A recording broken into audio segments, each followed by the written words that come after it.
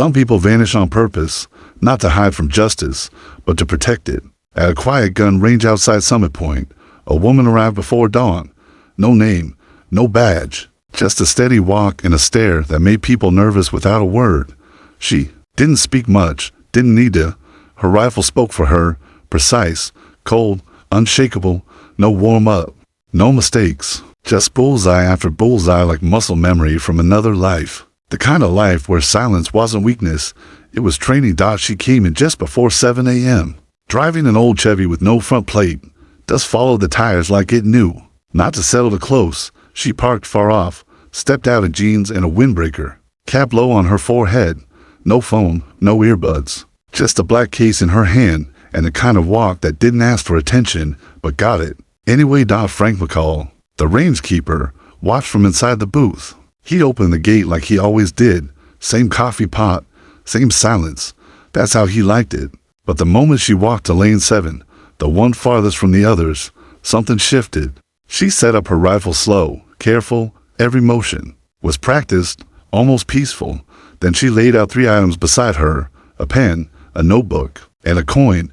No markings, just metal and mystery. Her first shot cracked through the quiet. It hit dead center, 300 yards out. The next 5 followed, perfectly grouped. Then she adjusted. No tools, no wind check, just instinct. Her shots at 600 yards were just as tight. By now, a few weekend shooters had arrived, locals, retired folks mostly. One man nudged Frank's mug and asked, "You see her?" Frank didn't look up. "She's running Submo at 600 with factory gear. You get a name?" "Nope." "Law enforcement?" Frank watched her reload. "I don't think she's playing anything." Tension spread across the lanes like static in the air. One of the men finally approached Frank again. "She's not wearing a badge, not logging shots. She paid. No one saw it." Frank stepped outside, gravel crunching under his boots. As he neared her lane, she paused and looked at him. No nerves, no challenge, just eyes that calculated, like she was measuring his threat level, not his questions. "Ma'am," Frank said calmly, "you got your range badge?" "I didn't get one," she replied, voice calm. "Can I see some ID?" She handed over a plain white card. No photo, no name, just a magnetic strip and a small number. "What's this for?" She didn't answer. "You paid your fee, cash." "In the box." Frank nodded slowly. "You military?" She turned back to the target. "Not anymore." That was it. She resumed firing. Frank walked away, but someone else had already seen too much. A silver SUV pulled in near the gate. The deputies stepped out, hands loose near their belts. One called out, "Man, can we speak with you?" She lowered her rifle and stepped back, calm, composed. "You have a permit for that weapon?" "No." "ID?" "No." "Why not?" "I can't say." They asked to check her truck. She nodded. Inside, they found no wallet, no phone, just a notebook filled with numbers.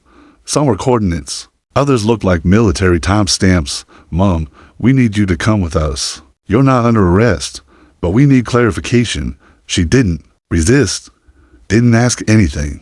She let them cuff her in front and walked like someone who had done this before. But on the other side of the badge, Frank watched the whole thing and didn't say a word. When they drove off, he walked to her lane.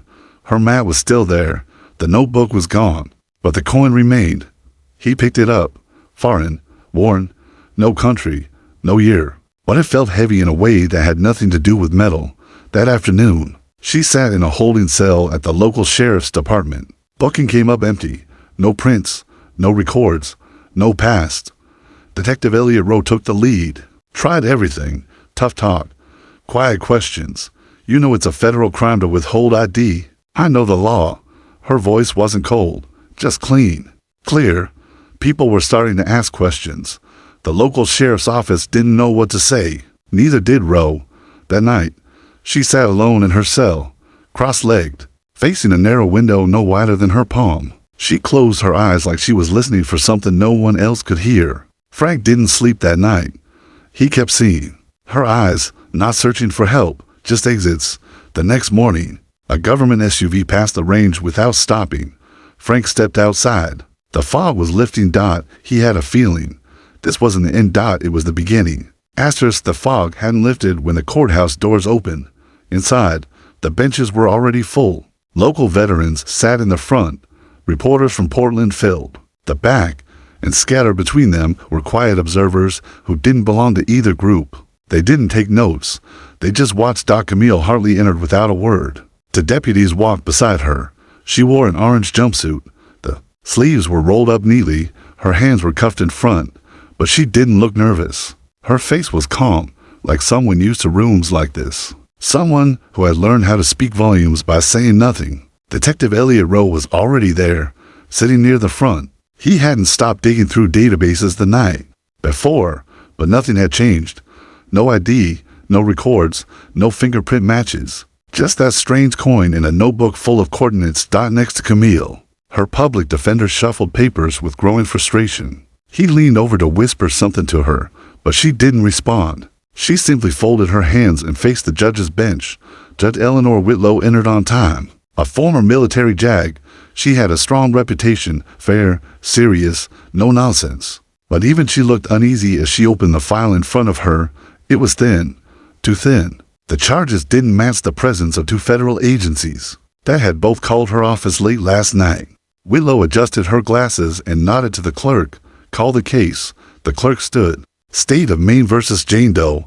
Charges include possession of an unregistered firearm, failure to comply with law enforcement, and potential ties to national security threats. A low murmur moved through the courtroom. Camille stood as instructed.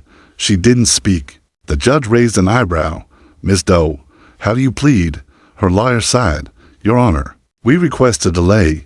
My client hasn't shared enough information for me to build a proper defense. Before the judge could respond, a man stood up from the third row. Your Honor, he said clearly, Special Agent Russell Green, Homeland Security, we request immediate federal transfer. The defendant may be tied to an intelligence breach. Before the words had even settled, another voice followed, Agent Claire Hull, FBI Counterintelligence. We also have an active investigation involving the defendant, tied to coastal surveillance systems. Judge Whitlow raised a hand. Enough. The room went silent. This is still a state court. Unless someone convinces me otherwise, we proceed. Under state law. Camille didn't flinch. Her breathing stayed calm. Her posture hadn't changed since she entered. The judge glanced at her again. Miss Doe, do you have anything to say on your own behalf? Camille looked up, just briefly. Then she shook her head once Rowe leaned forward. That one gesture said more than a whole testimony. It wasn't fear. It wasn't guilt. It was something else. Control. Then, a door at the back of the courtroom opened. Two Navy officers entered in uniform. The room went quiet again. Behind them came a man in full white dress. He walked with intention, holding a sealed envelope in one hand. No folder, no briefcase. No need to explain who he was. Rowe recognized him from old military files. Admiral William Carrion. The Admiral approached the bench. He didn't speak. He handed the envelope to the bailiff. The judge opened it and began to read. Her expression changed. She read it again. Then she looked up and said, in light of classified documentation submitted by the Department of Defense, this court dismisses all charges. Effective immediately, this case now falls under national security protocol. She turned to Camille. Commander Hartley, you are free to go. The word commander hit like a wave. Gasps, whispers, and stunned faces followed. The veterans in the front row stood at once, out of instinct. Even the deputies at Camille's side straightened their posture. The public defender was frozen. Camille gave a small nod to the judge. Then she turned to the Admiral. I apologize for the delay, sir. His voice was louder, but still steady. The Navy apologizes to you, Commander. The bailiff unlocked her cuffs. Camille rolled down her sleeves and accepted a small envelope from one of the officers. She walked toward the rear doors. Rowe stood as she passed. She looked at him once. No smile, just acknowledgement. Outside, two unmarked vehicles waited. A small crowd had gathered, still unaware of what had just happened inside. Sheriff Joel Merrick approached, looking confused. Admiral, I know we weren't cleared, but she's been in our custody for over a day. We treated it like a national threat. You weren't wrong, Carrion said. Commander Hartley's mission required silence, even while detained. What kind of mission needs that level of secrecy? I can't tell you that. What I can say is this. She helped stop 3 major coordinated attacks in the last quarter. She spent a year undercover. Her arrest wasn't a failure. It was proof her cover worked. Mary nodded slowly. I just wish we'd known. You weren't meant to. Rose stepped forward. Commander, for what it's worth, I've never seen anyone stay that calm in a room like that. Camille gave him a long look. You followed your training. That's what's supposed to happen when the system works. Rose smiled faintly. If you ever need a reference, I'm available. That earned a tiny smile. One of the Navy officers opened the door. Camille looked once more toward the harbor. The fog was lifting. Naval Station Ashbury wasn't like any military base Detective Rowe had seen before. It wasn't the size or the silence that stood out. It was the precision. Every person moved with a purpose. No wasted steps. No casual glances. This wasn't a place for drills. This was where real missions started. Rowe had received the summons 2 days earlier. No explanation, just coordinates, a time, and a clearance code. When he arrived, a man with no name tag met him at the gate and walked him through layers of security. There were no signs on the walls, no directions, just steel doors and narrow hallways lit by humming fluorescent lights. The room he entered was small, built like an auditorium, but held fewer than 50 people. Most wore military uniforms, a few didn't, but even the ones in civilian clothes stood with the kind of calm that meant they didn't need to prove anything. Nobody talked. Nobody introduced themselves. Then Admiral Carrion entered. He walked to the podium, not to give a speech, but to confirm what had already been done. We recognize Commander Camille Hartley for her role in Operation Dusk Meridian, he said. His voice was direct, steady. Details remain classified, but this much can be shared. Over 11 months of deep intelligence work, Commander Hartley dismantled a coordinated threat targeting 3 major U.S. ports along the eastern seaboard. She operated with no backup, no extraction plan, no open chain of command. Her actions saved thousands of lives. Camille stepped forward. She now wore her full dress uniform. The change was total. No more cuffs, no jumpsuit, no hiding. Rose saw the same calm in her face, but something had shifted. This wasn't pride. It was something deeper. A quiet acceptance. The kind that comes from doing the hard thing, alone, and walking away with the scars no one else sees. She accepted her commendation with a slight nod. No applause followed, just silence. But the silence carried meaning. Everyone in the room knew what she'd done, even if they couldn't say it out loud. After the ceremony, Admiral Carrion approached Rowe. You knew something was wrong, he said. Most wouldn't have followed procedure under pressure. You did. Rowe kept his voice low. She didn't fit any profile I'd seen, but I couldn't ignore protocol. That's exactly why you're here. Carrion handed him a sealed folder. Rowe opened it later, in his car. Inside was a letter of transfer, a new title, and an assignment. NCIS Liaison, Joint Task Coordination, Eastern Seaboard. He didn't hesitate. 6 months later, Rowe was based out of Annapolis, but rarely stayed put. His new job wasn't to arrest. It was to connect, to make sure civilian police didn't step into secret operations without knowing, to make sure people like Camille Hartley didn't have to get arrested again. Just to protect the mission. One morning, his phone buzzed. A short voicemail from Frank McCall. Something's off. You'll want to see it. Rowe drove to the summit. Point Range before sunrise. The gravel lot was swept. The lights were already on. Frank stood at the front door like he'd been waiting. Come in, Frank said. You're not the first one here. Inside, the office had changed. Maps on the walls. Radios under tarps. A duffel bag near the window. Standard military gear, if you knew what to look for. Camille stood at the center. Civilian clothes again. Jeans, jacket, quiet. Didn't expect to see you here, Rowe said. It's the only place where skill goes unquestioned. She replied, and it's familiar. That helps. Rowe stepped closer and looked at the map. 3 red circles, all within a 50-mile stretch. Threat level, he asked. High probability, she said. Partial comms intercepted. 1 location is clean. 1's a trap. The 3rd is real. Law enforcement. They think it's a gun trafficking case. They're helping, but they don't know the full picture. Rowe nodded. Any idea how many? 8 to 10. Foreign trained. No known affiliations, but enough encrypted chatter to know this isn't small. Frank poured coffee in the corner. He didn't speak, but he listened. Always did. By noon, more of Camille's team arrived. Quiet. No uniforms. No announcements. They moved like people used to not being noticed. Their confidence came from skill, not words. Frank's shed became an intel room. His office turned into a signal station. He didn't complain. That night, thermal scans picked up movement at the third site, a warehouse near the pier in a neighboring county. Short-range encrypted bursts confirmed it. Rolling over the feed. This is enough. For federal action. We can hit them, not with us leading. Camille replied, local leads the raid. We stay shadow. That was the rule. If the military stepped in front, the mission had already failed. At 4:30 a.m. The local SWAT team moved in. Camille's crew stayed out of sight, on overwatch. The raid lasted just over 6 minutes. 8 men arrested. 2 crates of illegal weapons secured.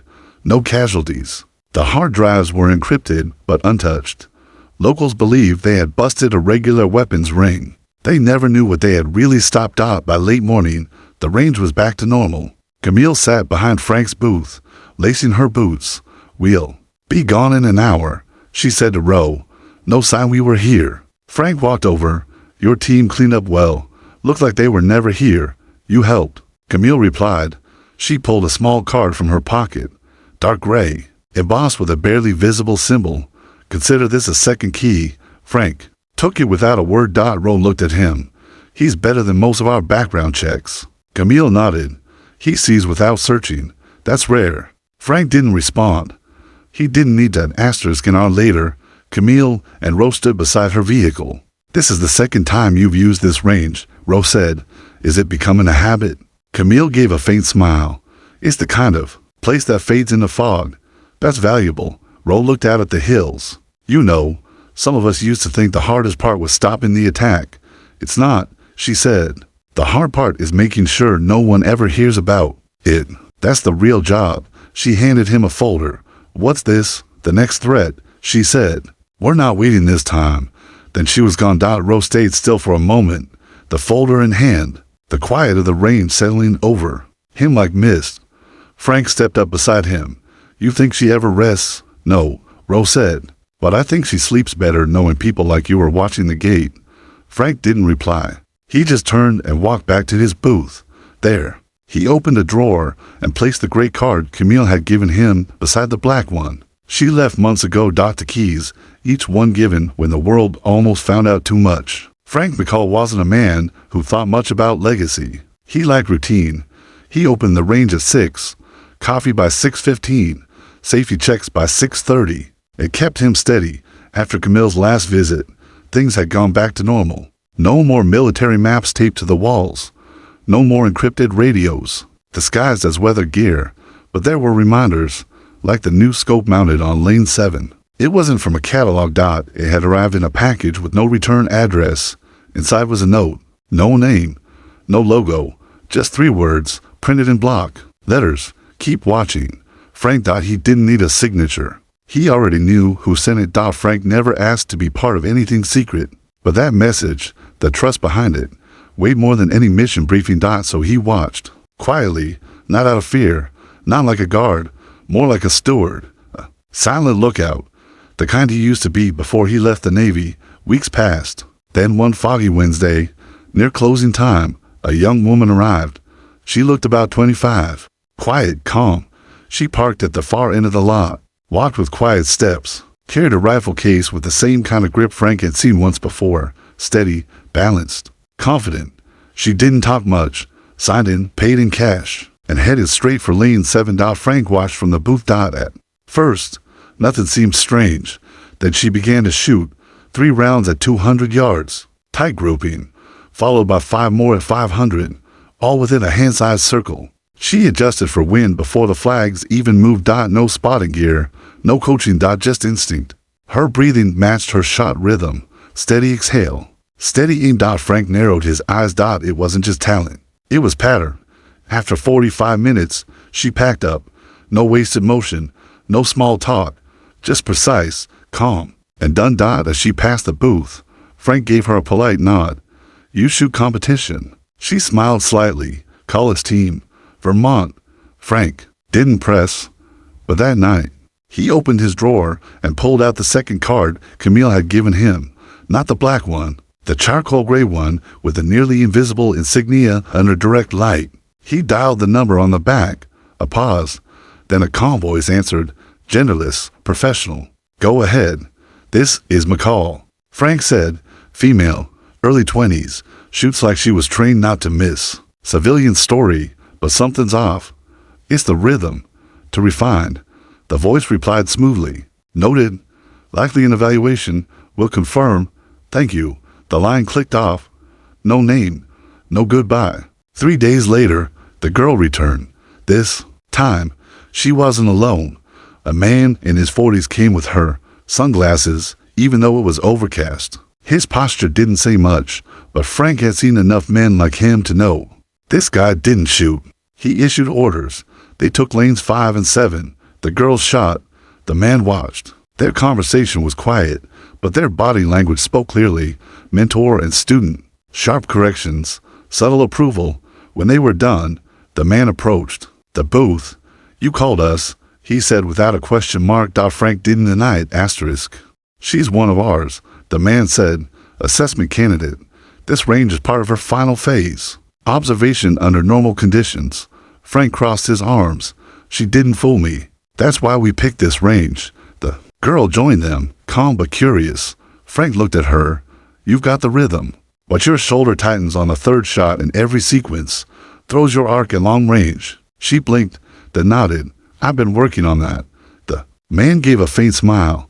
Field evaluations don't usually come with coaching. Frank shrugged. You send people into my backyard. I like to know who's watching my tree line. Before leaving, the man handed Frank an envelope. Inside was a laminated ID card. No photo. Just a call sign, a tier number, and one line, observer. Tier 3 asset, we're formalizing your role. The man said, no contracts. Just continuity. You see something, you call. Frank studied the card a long moment. I was just running a range. Not anymore, the man replied. You're part of the net now, the part that sees before others react. Frank didn't brag. He didn't tell anyone. He just locked the card in his safe and swept up brass from lane 5 like always. Asterisk weeks passed. Then, just before noon on a cloudy Thursday, a delivery truck arrived at the range. No markings. The driver wore plain clothes and said nothing except, signature here. Frank signed and brought the package inside. It was small, square, heavier than expected. Inside was a reinforced case and a typed note. McCall, enclosed as your updatable equipment for Overwatch. You're cleared for long-range pattern recognition. Reference protocols Bravo 6 through Bravo 9. Use only when standard indicators fail. Sign. Frank didn't need to ask what the H stood for. That night, he installed the new thermal optic behind the booth's glass. It was discreet, accurate, capable of tracking heat signatures through dense trees, even in fog. He tested it twice. Then shut it off. It would only be used if needed. By early fall, Summit Point range had changed, not on the surface, but underneath. It had become a waypoint.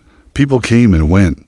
Some shot for fun, some came with deeper purpose. There was now a private side behind the north berm, no walk-ins. Invitation only. Frank ran both without needing to ask questions. He didn't care where they came from or what they'd done. His job wasn't after. It was before. He kept his logbook in pencil, just observations, never conclusions. One afternoon, Camille returned. She didn't call ahead. She just walked in as the sun broke through the clouds. Civilian clothes again, blue shirt, khaki pants, no symbols, no rank. Frank looked up from behind the counter. You're late. She gave a faint smile. Didn't want to distract the new candidates. You training them now, advising. She handed him a small data drive. Range logs from the last operation. You're on the clearance list now. Frank accepted it without a word. They still don't know what they're walking into, do they? He asked. They never do, she said quietly. They stood in silence. Then Camille reached into her coat pocket and pulled out a small coin. It looked old, worn, slightly bent. She handed it to Frank. You kept the first one, she said. This one's for the wall. Frank turned the coin in his hand. You ever going to tell me what these mean? No need, she replied. But if someone walks in holding one, you'll know what to do. She left without any ceremony. No waves, no words, just gone. The next morning, Frank arrived early. Fog hugged the hills like always. The range was quiet. He walked out to lane 7. He placed the coin behind the new scope mount and locked it in no plaque, no frame. Just a marker for those who understood. That afternoon, a new shooter arrived. Young, quiet, a little to alert. Frank didn't ask her name. He just watched.